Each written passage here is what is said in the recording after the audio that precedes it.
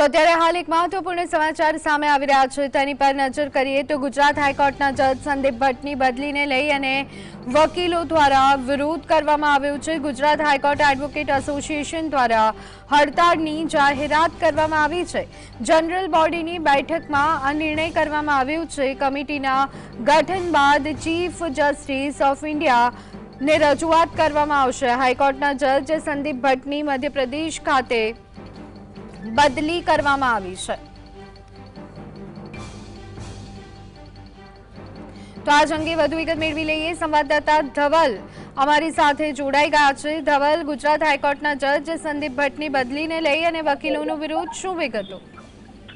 જી ચોક્કસથી ધ્વની વાત કરવામાં આવે તો ગુજરાત હાઈકોર્ટના જસ્ટિસ સંદીપ ભટ્ટની જે બદલી છે તે મધ્યપ્રદેશ હાઈકોર્ટ ખાતે કરવામાં આવી છે। તેને જ લઈને વકીલો દ્વારા જે છે તે વિરોધ નોંધાવવામાં આવ્યો છે। સમગ્ર ઘટના એવી હતી કે ગઈકાલે જ્યારે સુપ્રીમ કોર્ટ કોલેજિયમની બેઠક મળી હતી તેની અંદર જે ભારતના જે 14 જેટલા ન્યાયમૂર્તિઓ છે તેની બદલીને લઈને ચર્ચા કરવામાં આવી હતી। તેની અંદર ગુજરાત હાઈકોર્ટના જે જસ્ટિસ સંદીપ ભટ્ટ છે તેની બદલી કરવામાં આવી હતી। મધ્યપ્રદેશની અંદર તેની બદલી કરાતા જે ગુજરાત હાઈકોર્ટ એડવોકેટ એસોસિએશન છે તેના દ્વારા આજ બપોરે રિસેસ બાદ જે હડતાલની જાહેરાત છે તે કરવામાં આવી અને જનરલ બોડી જે એડવોકેટ એસોસિએશનની જે જનરલ બોડી છે તેની અંદર આ નિર્ણય છે તે લેવામાં આવ્યો છે અને બીજો નિર્ણય પણ ચીફ જસ્ટિસ ઓફ ગુજરાતને મળીને તેમાં કહેવામાં આવ્યું કે કમિટીનું ગઠન કરવામાં આવશે। ત્યારબાદ ચીફ જસ્ટિસ ઓફ ઇન્ડિયાને આ સમગ્ર મુદ્દે છે તે રજૂઆત પણ કરવામાં આવશે, કારણ કે જે પ્રકારે વાત સામે આવી રહી છે જે પ્રમાણે બાર એસોસિએશન જે પૂર્વ પ્રમુખ છે, ગુજરાત હાઈકોર્ટ એસોસિએશનના પૂર્વ પ્રમુખ છે, તેમના દ્વારા કહેવામાં આવે છે